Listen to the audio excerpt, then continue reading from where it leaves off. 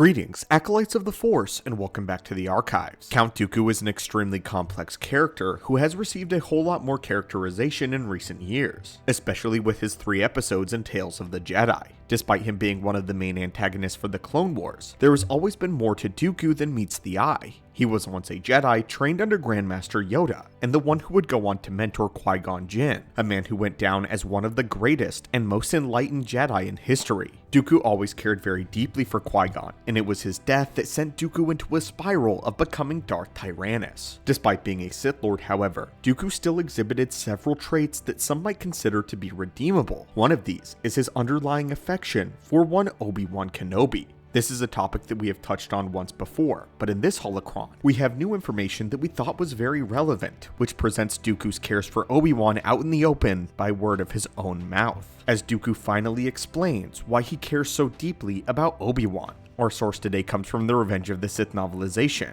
and my friends, we are quite excited to share what we have found. So without further ado, let's explain why Dooku had such a soft spot for Kenobi. The text we are pulling from comes out of a conversation between Sidious and Dooku aboard the Invisible Hand during the Battle of Coruscant. We talked about how this conversation a few holocrons earlier when we referenced how Sidious stated that he actually loved Anakin's mechanical arm. Well, in this same conversation, the two Sith Lords were discussing their plan once more right before the two Jedi entered to rescue the Chancellor. Palpatine had already decided that he wanted Dooku to kill Obi-Wan in an effort to drive Anakin further into the dark side, thus assuring their total victory. However, Dooku once more shows a tiny little ray of light within as he pleads one more time for Obi-Wan's life. Their conversation goes like this. Dooku says, "May I suggest, Master, that we give Kenobi one last chance? The support of a Jedi with his integrity would be invaluable in establishing the political legitimacy of our new empire." Sidious responds with a gentle tone, calling out what he knew to be true. "Ah yes, Kenobi. You have long been interested in Kenobi, haven't you?"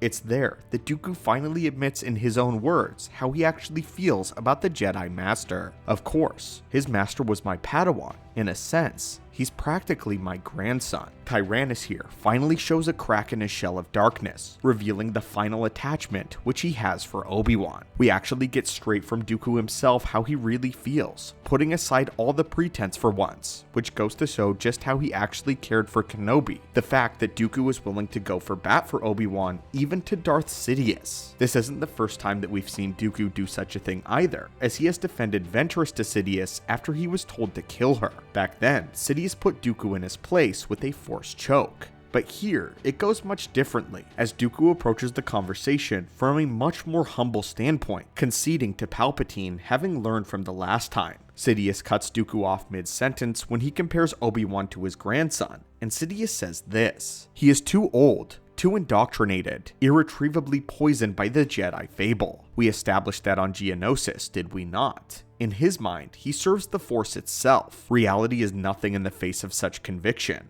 Kenobi must die, today, at your hand. His death may be the code key of the final lock that will seal Skywalker to us forever." Again, Dooku just agrees with his master and makes no more commentary on the subject, but he shows that he is still very uncomfortable with the idea that he has to kill Kenobi. I have to say that I really like getting into these interactions and seeing them unfold. Dooku is one who usually plays his cards pretty close to the chest, but actually chooses very specific times in which to reveal vital information so that he can manipulate the people around him. This was one time where he actually let it slip and made the mistake of showing his vulnerability around Sidious. Dooku deeply cares for Obi-Wan because, as he once said, Obi-Wan is basically the last remaining memory of Qui-Gon Jinn, and is the living representation of all the good things that Dooku managed to accomplish as a Jedi Master. Let's go even further into this for just a moment. In a holocron we submitted to you all the other day, we talked about why exactly Dooku despises Anakin. The fact that Anakin reminds Dooku so much of himself as a young man and as a Jedi. Anakin is the living representation of all of Dooku's failure and betrayals, which is why Dooku hates Anakin so much. But then we have Obi-Wan, a strong and a dedicated Jedi, once who learned at the feet of Qui-Gon and went on to become one of the greatest Jedi of the entire order, achieving achieving even a seat on the Jedi High Council by Revenge of the Sith. I can imagine there is a part of Dooku that is actually impressed and even proud of Obi-Wan, a part of Dooku that still lives as a Jedi and takes pleasure in the fact that Obi-Wan is still a living member of Dooku's Jedi lineage. Obi-Wan wasn't bested by Maul or anything in this war, but still kept coming again and again, proving his mettle to Dooku more times than anyone else on the Council, or even in the whole Jedi Order.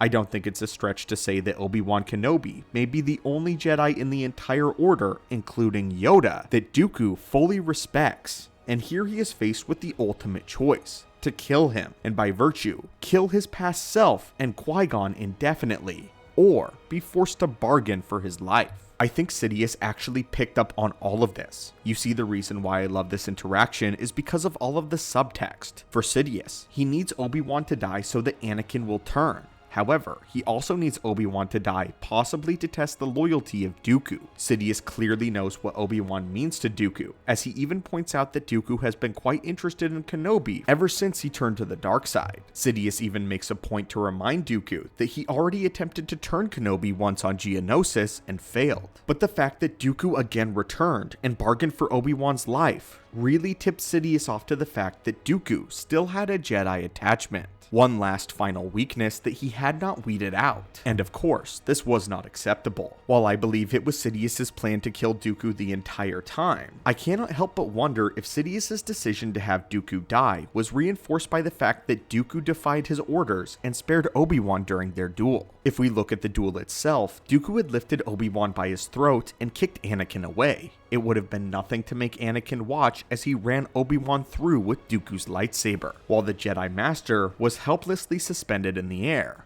However, Dooku did not kill Obi-Wan, instead fleeing him off the balcony and trapping him under a walkway. We can even see Sidious's expression when Dooku does this. He looks pained, confused, and disappointed. His eye then flicks to Dooku. I firmly believe that he was furious that Tyrannus did not finish Kenobi when he should have. Dooku clearly knew what he was doing, and know that Obi-Wan would survive, which of course he did. This is why Palpatine tried to get Anakin to leave Obi-Wan there, as he knew the Jedi Master would have survived that attack with little more than a concussion. Force sensitives are incredibly durable, as force-reinforced physical bodies allow them to survive a great deal of blunt force trauma. If Dooku wanted to secure Kenobi's death, then he would have ran him through with the lightsaber. I believe that when the time actually came, Dooku did not have it in him. He couldn't kill what remained of Qui-Gon Jinn, or he would have been no better than Darth Maul. And this is why Dooku has a real soft spot, and a weakness even, for Obi-Wan. This was one of the defining moments where Dooku decided to defy Darth Sidious, and it infuriated him,